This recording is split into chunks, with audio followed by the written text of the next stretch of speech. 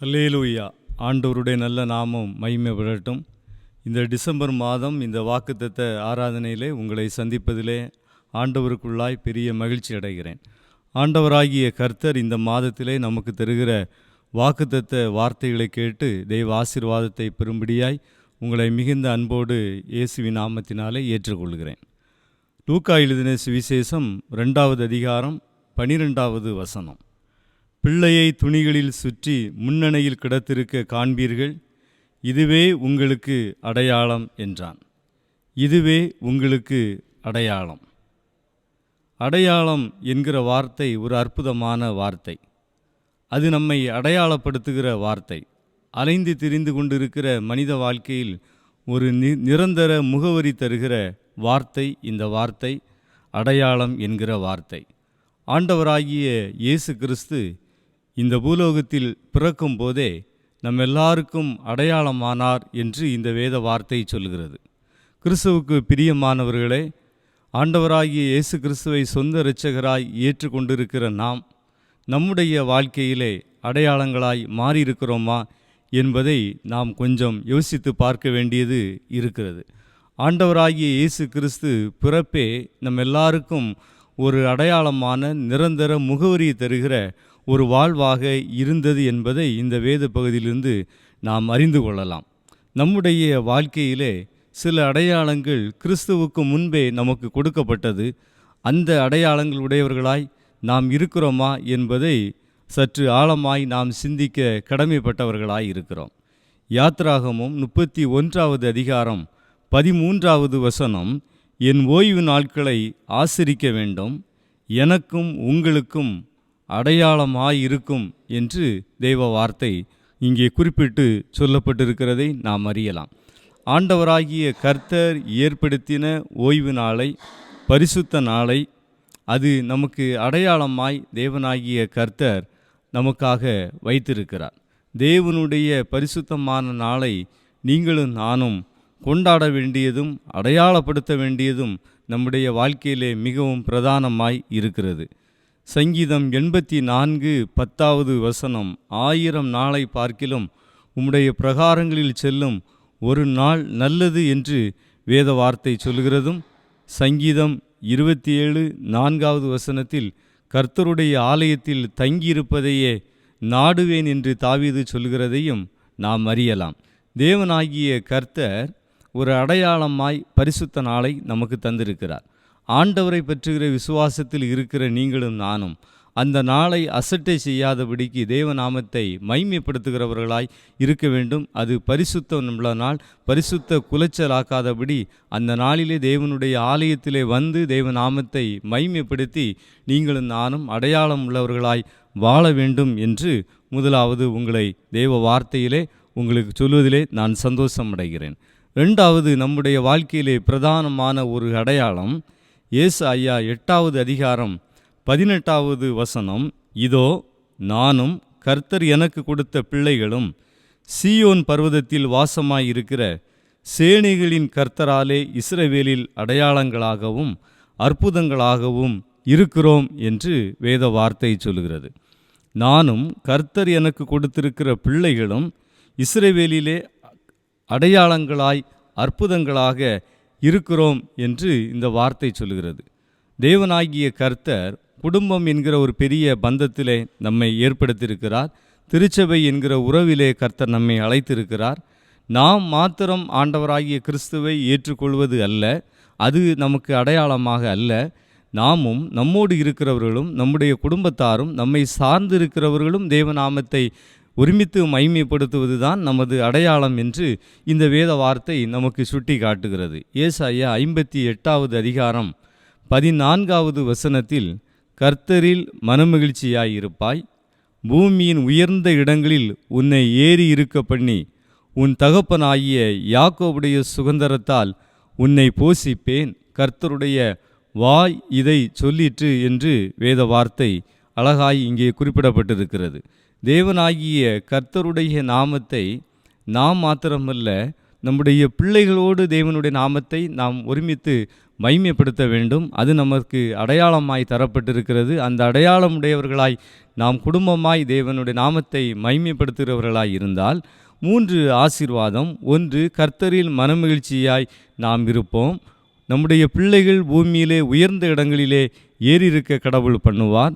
3வதாய் யாக்கோபுடைய சுதந்திரத்தினாலும் கர்த்தர் நம்மை போஷிப்பார் என்று இந்த வார்த்தை சொல்கிறது. எனவே நம்முடைய அடையாளங்களை தொலைத்து கொண்டு இருப்போம் என்றால் நாமும் நம்மோடு இருக்கிறவர்களும் தேவனுடைய நாமத்தை மைமைப்படுத்தும்படியாய் அடையாளத்தை மீட்டு கொள்ள வேண்டியது நமது அவசியமாய் இருக்கிறது என்பதை இந்த வார்த்தையிலே நீங்கள் புரிந்து கொள்ள வேண்டியது அவசியமாய் இருக்கிறது. 3வது காரியம் அடையாளம் என்று வேத வார்த்தை சொல்லுகிற காரியம்.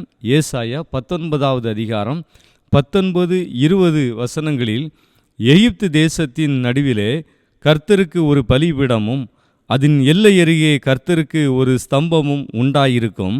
அது எகிப்து தேசத்திலே சேனைகளின் கர்த்தருக்கு அடையாளமும் சாட்சியுமாய் இருக்கும் என்று வேத வார்த்தை சொல்லப்பட்டிருக்கிறது. ஆண்டவருக்கு மகிமை உண்டாகட்டும். கர்த்தருக்குரிய பலிபீடம் நமது அடையாளமாய் இருக்கிறதா என்பதை நாம் யோசித்து பார்க்க வேண்டியது அவசியம்.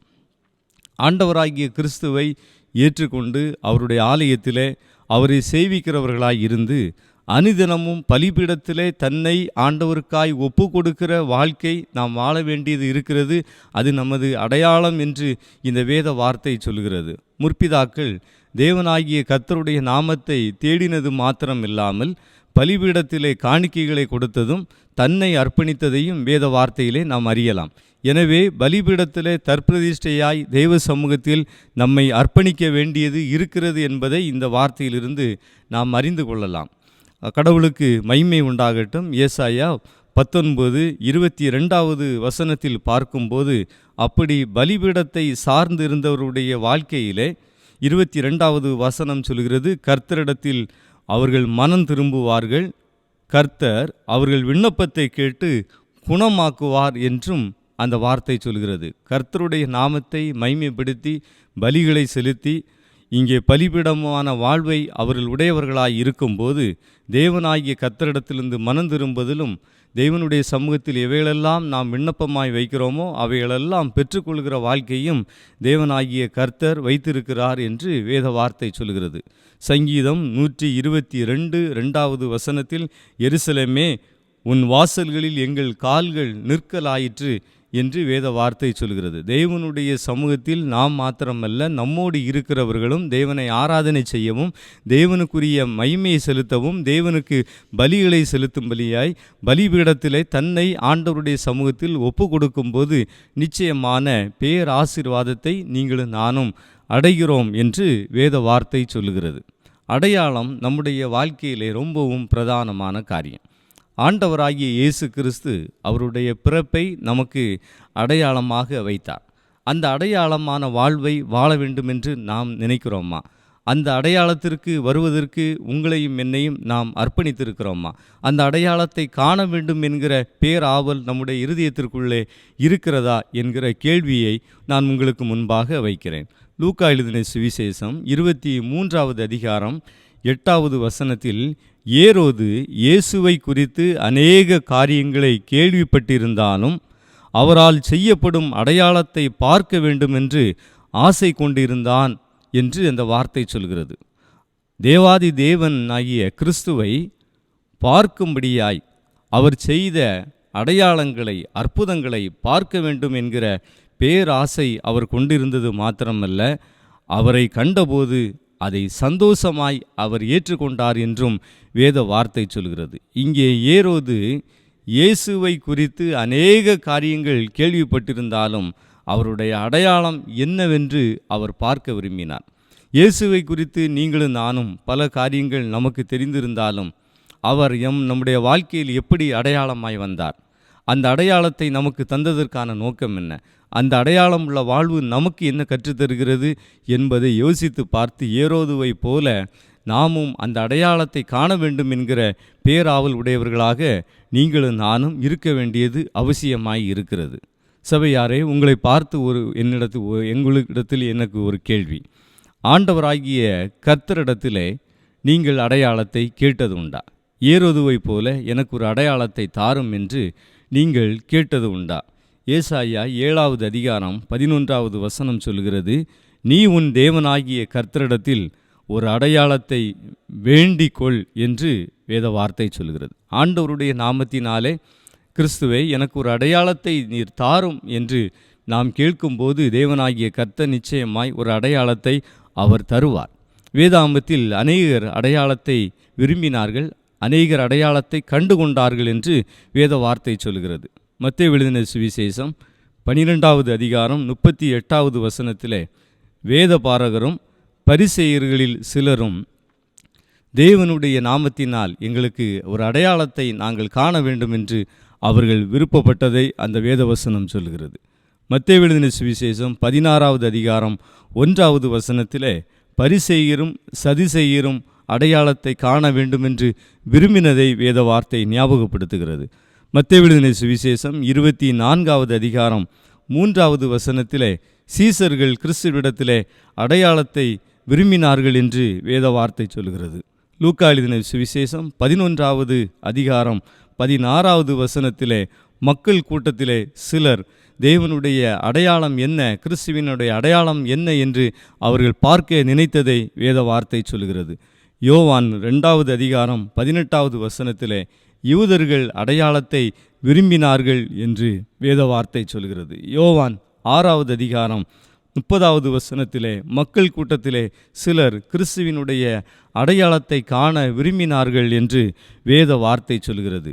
நீங்களும் நானும் அந்த விருப்பமுடையவர்களாய் இருந்து ஆண்டவராகிய கிறிஸ்துவிடத்திலே எனக்கும் ஒரு அடையாளத்தை நீர் தாரும் என்று நாம் கேட்கும்போது ஆண்டவராகிய கர்த்தர் நிச்சயமாய் நமக்கும் அடையாளத்தை அவர் தர வல்லமையை உள்ளவராய் இருக்கிறார். கேட்கிற எவனும் பெற்றுக்கொள்கிறான் என்கிற வேத வார்த்தையின்படி அடையாளத்தை கேட்கிற உங்களுக்கும் எனக்கும் நிச்சயமாய் அடையாளம் தரப்படும் என்றும் வேத வார்த்தை சொல்கிறது. ஏசாயா 7வது அதிகாரம் 14வது வசனம் இப்படி சொல்கிறது, ஆண்டவர் தாமே உங்களுக்கு ஒரு அடையாளத்தை கொடுப்பார், இதோ ஒரு கன்னிகை கர்ப்பவதியாகி ஒரு குமாரனை பெறுவாள், அவருக்கு இம்மானுவேல் என்று பேரிடுவாள் என்று வேத வார்த்தை சொல்கிறது. ஆண்டவராகிய கிறிஸ்து நமக்கு ஒரு அடையாளத்தை தருவார், கொடுப்பார் என்று இந்த வேத வார்த்தை சொல்கிறது.